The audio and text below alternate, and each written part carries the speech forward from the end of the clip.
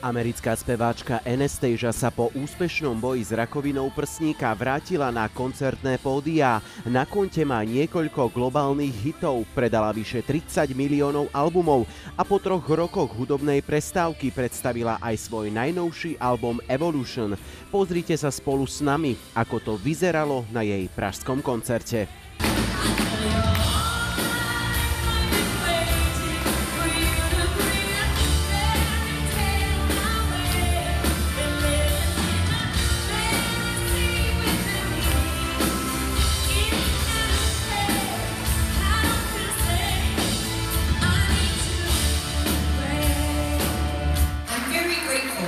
Som vám vďačná. Mohli ste si vybrať kohokoľvek iného, napríklad Katy Perry alebo ďalších a pozrieť si ich show. Ale vy ste dnes prišli na moju show a som vám veľmi zaviazaná a vedzte, že to neberiem ako samozrejmosť. Ďakujem.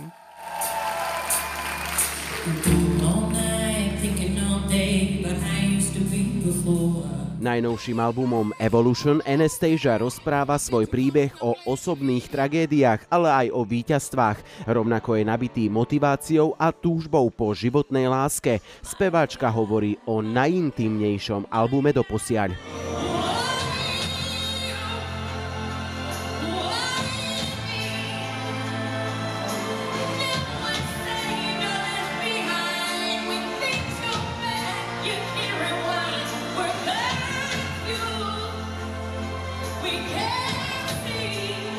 Americká spevácka hviezda tentoraz v rámci svojho európskeho turné Bratislavu nenavštívi, no Slováci ju mohli počuť naživo celkom 2-krát.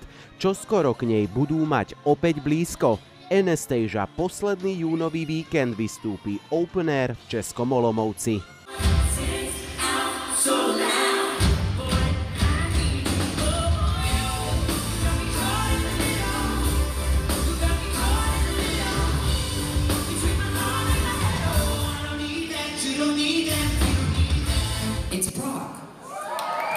Praha. Jednoznačne Praha je moja odpoveď na otázku, kde najradšej koncertujem. Je to preto, lebo keď vidíte obrázky mesta a keď v ňom skutočne ste, máte pocit, že ste na tom obrázku a nie v realite.